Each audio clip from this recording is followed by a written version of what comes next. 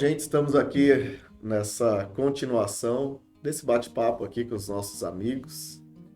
Hoje estamos aqui com a Lara, estamos com o Michael, mais uma vez, Michael, parceiro aí de guerra. Tamo junto. E para continuar, a gente quero ler um texto aqui para dar aquela continuidade, né, naquilo que a gente já está falando, que está em Marcos, capítulo 14, verso 38, que diz assim: Vigiem e orem para que não caiam em tentação. O espírito, na verdade, está pronto, mas a carne é fraca. Esse é um texto onde Jesus chama, né, os seus discípulos ali para um tempo de oração, aquela galera mais próxima dele. Jesus tinha vários círculos, né, de amigos, vamos chamar assim, de pessoas. Tinha os três eram mais próximos, depois tinha os 12, depois tinha os 70, depois tinha 120, depois tinha a multidão. Então Jesus, ele sabia se relacionar com todo tipo de pessoa, fazer essa distinção não como uma acepção de pessoas, mas como uma questão mais de identificação mesmo, pessoas que estavam mais próximas do seu propósito. E isso também já nos ensina que nós precisamos aprender a fazer essa leitura, né, daqueles que nos entendem melhor, que fazem mais parte da nossa vida, né, para que a gente não saia por aí espalhando coisas preciosas, né, para todo mundo, mas ter aqueles três, aqueles dois, de repente um que seja mais próximo, e depois ir ampliando, né, para a gente não lançar sobre as pessoas determinados fardos que elas não são capazes de suportar, né? Então Jesus, ele sabia fazer essa leitura. Olha, Pedro, Tiago, João, eles são capazes de suportar mais coisas mais densas, né? Então eles vão estar mais próximos aqui de mim, eu vou chamar eles para as coisas mais pesadas. E Jesus chama para a batalha espiritual esses três, o restante fica. Mas mesmo assim, Jesus voltando do seu tempo de oração, quando ele sai um pouco mais de largo para orar, ele retorna e eles estão dormindo, né? E fala: Poxa, vocês não puderam orar comigo nem uma hora. Nem um pouco aí. Porque a carga, a batalha, eu imagino, né, não dá pra gente mensurar, imaginar a pressão, porque Jesus estava próximo de concluir algo ali crucial para toda a humanidade.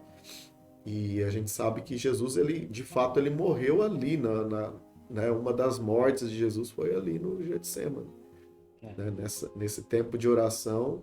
Ele já vislumbrou, ele teve a resposta. Ele já sabia a resposta do Pai, mas ele teve a resposta definitiva ali no silêncio do Pai, né? Se possível, passa de mim esse cálice, mas não seja feito como eu quero, nos dando aí já também um norte para a nossa oração, que não é errado nós orarmos aquilo que nós queremos, mas sempre deixar espaço e estarmos abertos para que Deus, o Pai, faça a vontade dele sobre a nossa, né? Trabalhar o nosso ser para estarmos abertos à vontade de Deus. E quando ele retorna desta batalha ali, desta opressão ferrenha, né, do inferno sobre ele, a angústia da sua alma, e em contraponto à vontade do Pai, e aquilo que já tinha sido acordado desde desde antes, né? Desde quando eles combinaram, façamos o homem à nossa imagem e semelhança. Eles já sabiam o preço que deveria ser pago no caso do homem fracassar. Mas Jesus, agora em figura humana, sente o peso também do ser humano frente à iminência da morte. Imagina, você saber que você vai morrer daqui a pouco, para qualquer ser humano, deve ser algo tremendamente angustiante. Eu já passei por alguns quase morte assim, que foram mais sustos, né? Um quase atropelamento. Teve uma vez que eu caí caí do teto de uma casa e fiquei assim um bom tempo meio que sem ar. E você fala assim, será que eu vou morrer agora? E é uma angústia bem, né? Vocês devem ter passado por alguma situação assim. Vai pedindo perdão para Deus de todos os pecados. Nos volta, né? Essa angústia desse tempo onde ele tem a resposta, onde ele é fortalecido ali naquele tempo de oração e ele encontra o pessoal dormindo e tal. E isso acontece ali algumas vezes. E aí ele dá uma dica aqui pra gente, né? Olha, vigiem e orem para que vocês não entrem em tentação. Então a dica é, primeiro, estar alerta, né? Estar alerta, vigiar é estar esperto. Estar esperto com o quê? Ele está falando de nós, não está falando do diabo. Não está falando do mundo. Porque depois ele vai concluir dizendo assim, o espírito está pronto, mas a carne é fraca. Então ele está falando, vigie contra você mesmo. Você tem que fazer essa leitura em que ambiente que você está lidando com a situação. Se você está na carne, você vai ser fraco. Se você está no espírito, né, você vai estar pronto. Então, como é que eu faço para eu ficar no espírito? Primeiro, vigia, faz a leitura do que está acontecendo contigo, se é resultado da carne ou se é resultado do espírito. E aí você ora para você entrar no ambiente do espírito, para você, né? Disso que a gente já está falando desde o princípio. Porque às vezes as pessoas têm aquele costume de falar, mas foi o diabo fez eu pecar, né? O diabo fez eu fazer isso. E não, foi a sua decisão, né? A sua atitude ali que você não vigiou e isso.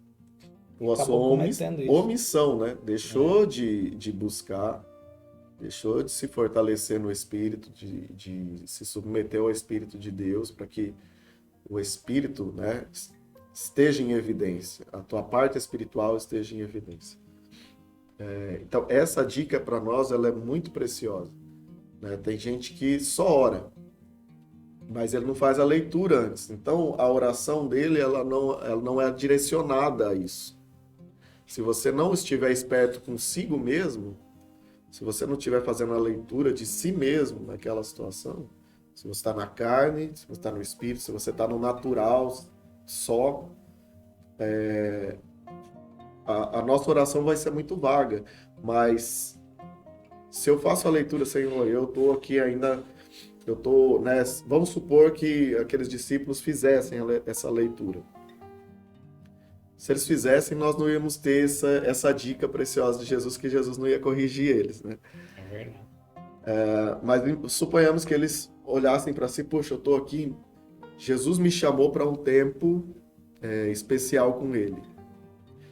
E eu estou morrendo de sono, eu quero dormir e tal. Agora, se eles fazem essa leitura, o que é isso aqui? Isso é natural, o sono. Eu vou combater isso como? Eu vou me render a Deus. Pai, me ajuda, eu estou com sono, mas eu não posso estar com sono agora. Jesus me chamou para um tempo, algo aqui é importante, porque só chamou nós três e tal, e começasse a orar nisso, o Pai iria fazer o quê? Né? O Espírito Santo iria tirar eles da realidade da carne. Mas aí, muitas vezes, o que a gente faz? A gente se conforma à realidade da carne, porque a gente aprendeu que a única maneira de solucionar o sono é dormindo. Então, simplesmente, a gente se rende ao sono.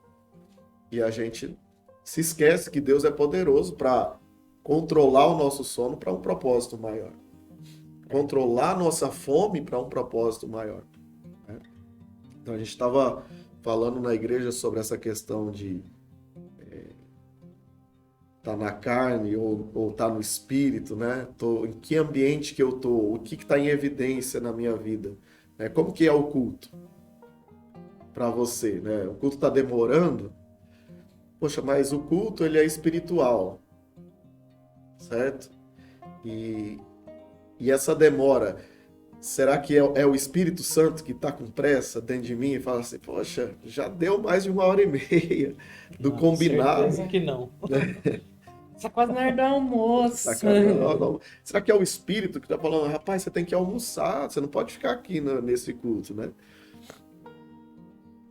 Então, quando a gente faz essa leitura em algo que é para ser espiritual, muitas vezes a gente está num ambiente espiritual, está numa atividade espiritual, mas a gente está carnal. E aí o culto se torna ruim. Quando a gente fala, né, o culto está ruim.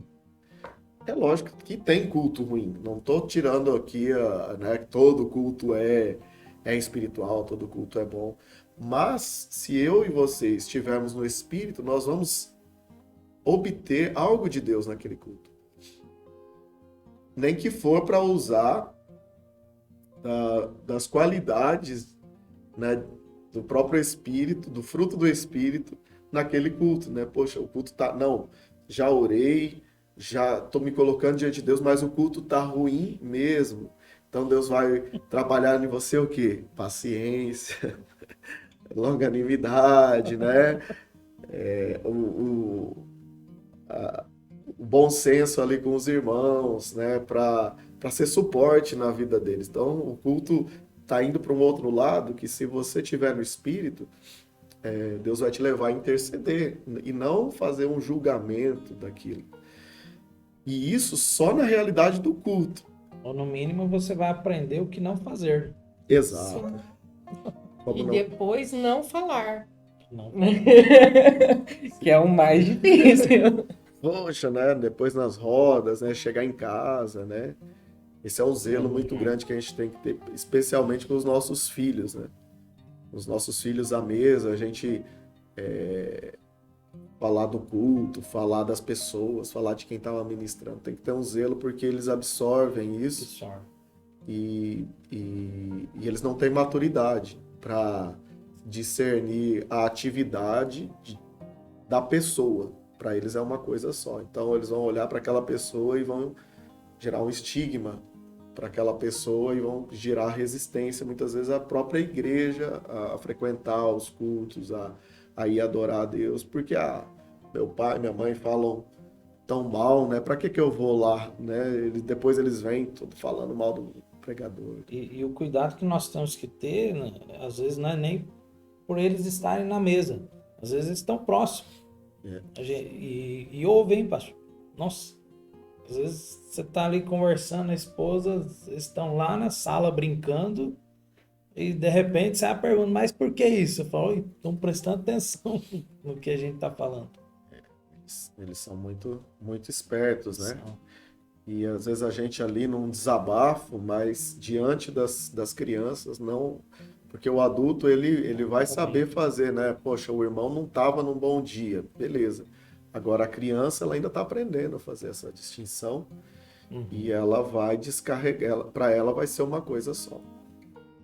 Acesse o meu canal no YouTube, ative o sininho e se inscreva para que você esteja por dentro de tudo que a gente for tratar desse assunto.